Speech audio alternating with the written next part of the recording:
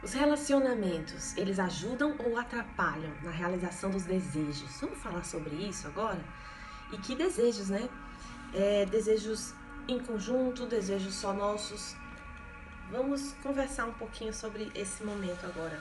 Sejam muito bem-vindas ao episódio do projeto 3 em 1.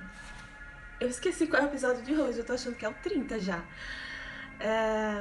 Bom, gente, sejam muito bem-vindos aqui, grata por ter a presença de vocês. E hoje eu quero trazer um tema que é o seguinte. Bom, para trazer esse tema eu vou contar uma história, tá? Uma história minha, assim. Quem assistiu meu Masterclass viu lá que eu contei um pouco das minhas realizações, né? E uma das realizações foi casar, né? Eu desejei casar. Eu não era aquela pessoa que desejava casar, não era. Mas eu me apaixonei por uma pessoa especificamente, né? E se tornou meu desejo me casar com aquele indivíduo específico, não simplesmente casar. Entendeu a diferença? E no processo, né? No processo de me apaixonar, de namorar, até casar, eu comecei a nutrir em mim um desejo muito forte de realizar os desejos dele, de realizar os sonhos dele. E eu levei muito em consideração os sonhos dele, porque eu achava os sonhos dele muito nobres, muito bonitos, né? E desde então, desde o namoro e do início do casamento, foi um casamento que durou 3 anos, né? Depois de 3 anos nós nos separamos. Nos separamos de uma forma bem consciente, bem tranquila. Pode parecer pouco, mas foi muito intenso. Nós nos transformamos bastante a partir daquele relacionamento. A gente aprendeu muito com o outro e nós saímos desse relacionamento de 3 anos diferentes, né? E, como eu estava dizendo, no início do namoro e no primeiro ano do casamento, eu me dediquei muito a realizar os desejos dele. E eu falava dos meus desejos? Falava, simplesmente, né? Eu dizia quais eram os meus sonhos, quais eram os meus desejos. Só que depois daquele relacionamento de 1 ano de casamento e mais... Foi pouco tempo de namoro, acho que foi uns 6 meses só. Mas depois daquele tempo, eu comecei a perceber que eu tava me dedicando tanto aos sonhos dele, aos desejos dele, mas eu não tava sentindo que ele prestava atenção nos meus desejos, nem nos meus sonhos e que nem movia nada nessa direção, né? Até que um dia, foi um dia das mães, eu não me esqueço disso. Nem ele se esqueceu nunca. Foi um dia das mães, por quê? Porque como minha mãe faleceu, né, quando eu tinha 6 anos, geralmente o dia das mães é um dia que me toca, né, um dia assim. E nós estávamos nos preparando para ir para uma comemoração do Dia das Mães e eu tive uma espécie assim de catarse. Eu comecei a chorar assim desesperadamente. E ele: você está chorando por causa da sua mãe? E eu falava: não, eu estou chorando porque esse desejo, na época o meu desejo era de construir o espaço circular, né?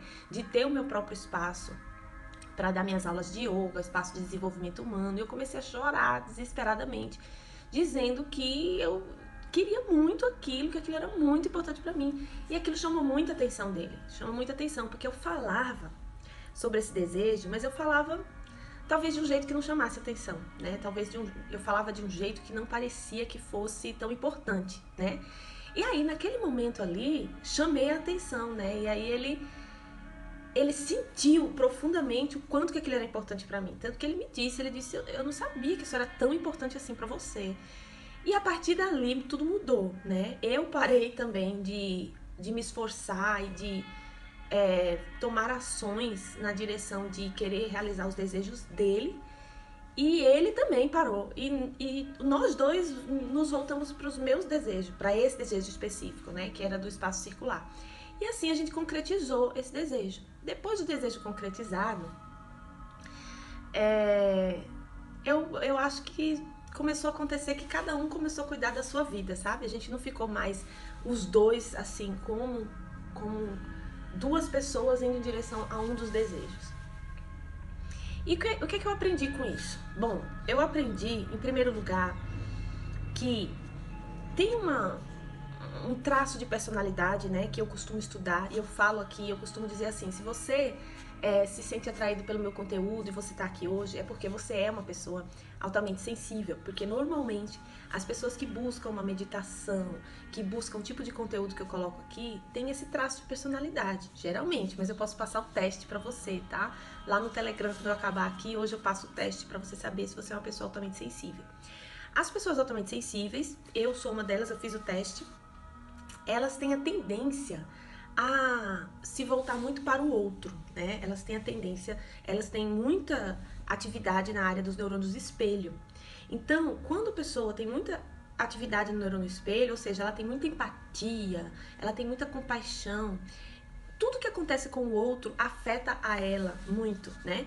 Então é uma pessoa que gosta muito de ver os outros felizes, porque quando ela vê os outros felizes, ela se sente feliz automaticamente.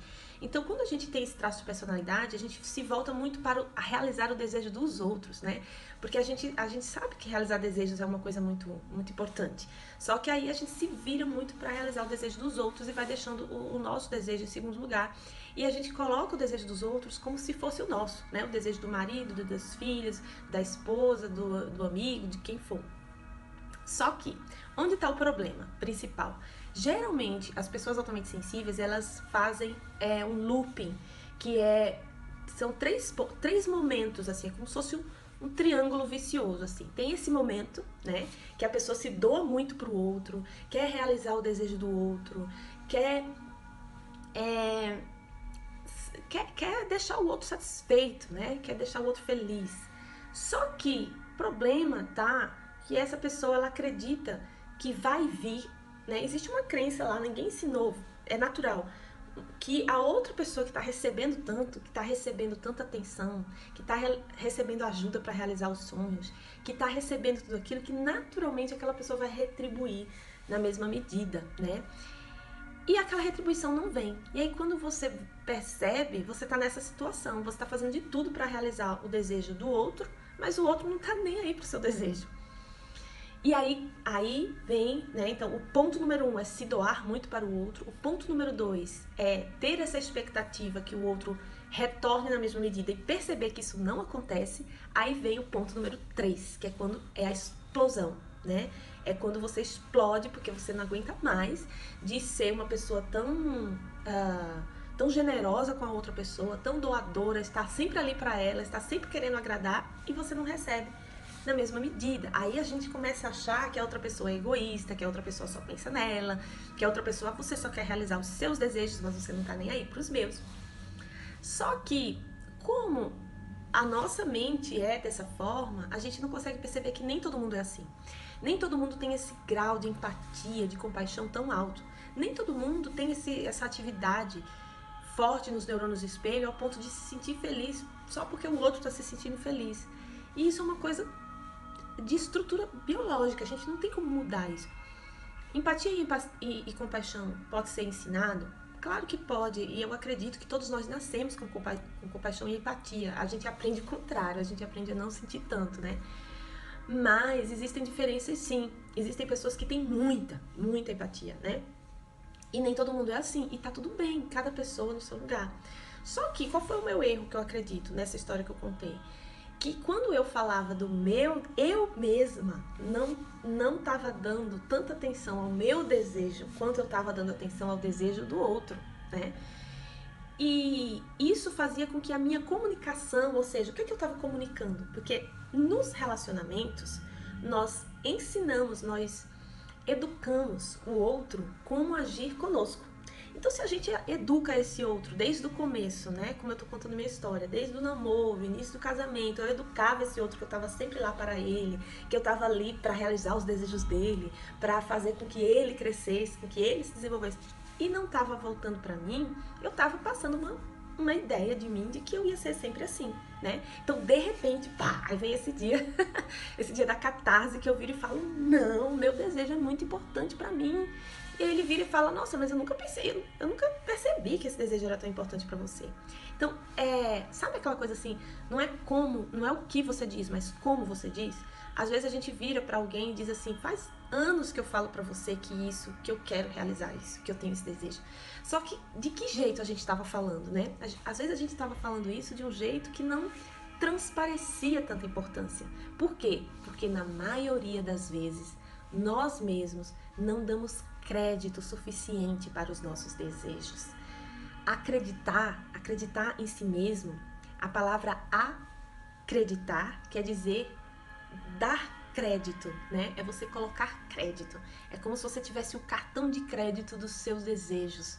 E aquilo que você deseja tem a ver com o que é mais íntimo seu. Então, dar crédito aos desejos quer dizer dar crédito a si próprio.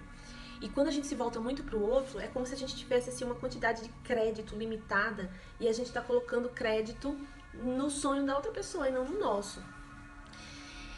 E tem um vídeo meu, né, sobre comunicação assertiva, que eu vou colocar também lá no Telegram, teste de autoacessibilidade e a comunicação assertiva, porque tudo é uma questão de um equilíbrio emocional.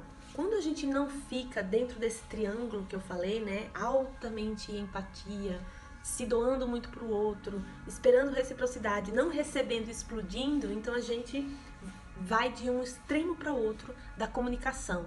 Tem hora que a gente está se comunicando de uma forma muito tímida, assim, de uma forma muito passiva, sabe? E aí a gente explode, e vai pra comunicação super agressiva, invadindo o espaço do outro, né?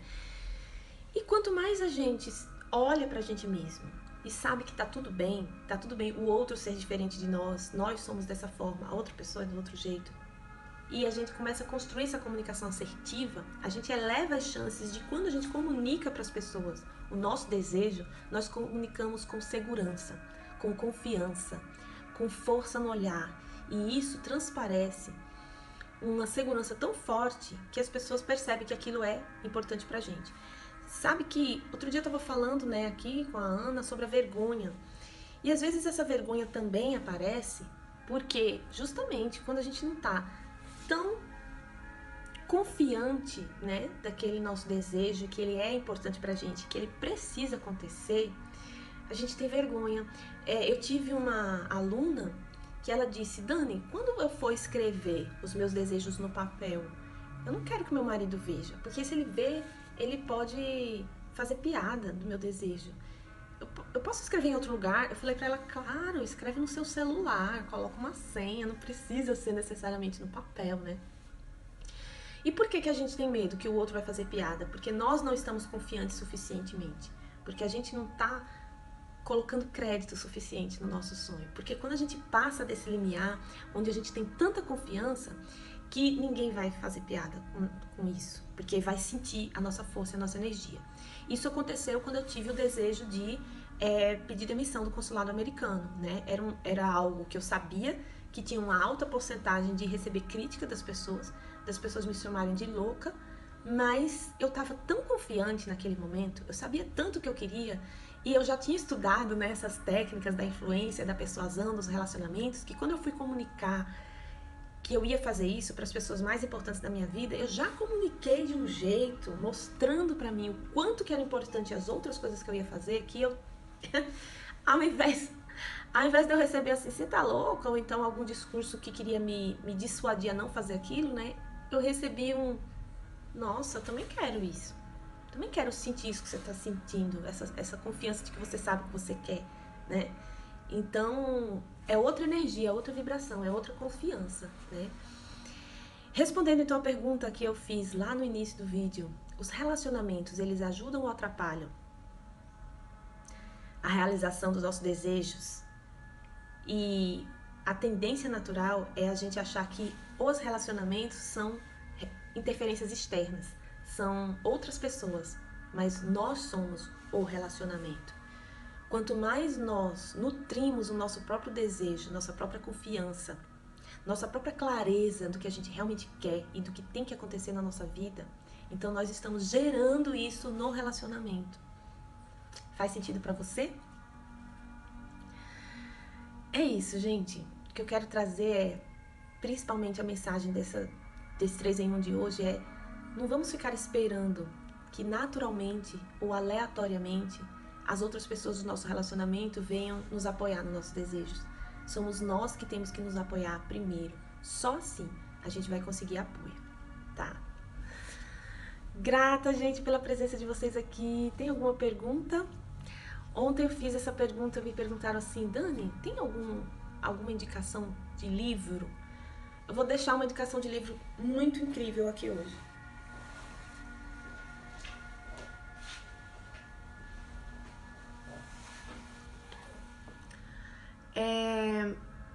Esse livro aqui ganhou prêmios, né? Esse conceito ele ganhou o prêmio Nobel, né? De economia, um dos autores. O termo nudge do inglês, ele quer dizer assim, como se fosse assim, um empurrãozinho, né? Ele vai falar sobre a psicologia comportamental. Só que ele tem umas dicas muito interessantes de como nós mesmos entendermos nossos mecanismos comportamentais e de como, sabendo disso, a gente pode dar um empurrãozinho em nós mesmos para a gente ir na direção que a gente quer ir, né? Ele é bem interessante esse livro, tá? Eu não sei nem se... Eu fiquei sabendo que ele estava esgotado, mas hoje em dia é muito fácil comprar e-book, né? Talvez se você encontre a versão online dele. Então o nome dele é esse daqui, Nudge, N-U-D-G-E, é sobre economia comportamental. Voltando para a lembrança da palavra, economia, eco quer dizer casa, nomia quer dizer gerenciamento da sua casa. Então não é só aplicado a questões financeiras de moeda, de dinheiro, mas é ao gerenciamento do nosso estilo de vida como um todo, tá? Isso que quer dizer economia, né? E é muito, muito interessante as pesquisas que ele mostra e as dicas que ele dá de como nós darmos esse nudge, esse empurrãozinho em nós mesmos, tá? É isso aí, gente. Grata também. E logo mais no Telegram eu vou enviar o teste para você saber se você é uma pessoa altamente sensível. Vou enviar o meu vídeo, um vídeo bem antigo. A Sophie tá aqui, né? Pelo jeito que eu tô vendo. Sophie, minha voz era diferente na época. Trabalhei um pouco minha voz depois daquele vídeo. E vou colocar lá no Telegram, tá? Então, voltando, se você ainda não tá lá no canal do Telegram ou lá no e-mail, que eu também envio as gravações depois por e-mail, então você vem aqui no meu nome, dani.cunha, vai lá no meu perfil, clica no link e se inscreve, tá? Entra lá no canal do Telegram que você vai acessar esse material que eu vou passar hoje, tá? E todos os dias nós estamos aqui, então, diariamente, às 7 e 7 da manhã, com esse projeto 3 em 1. Realize os 3 desejos mais importantes da sua vida em um ano. Até lá!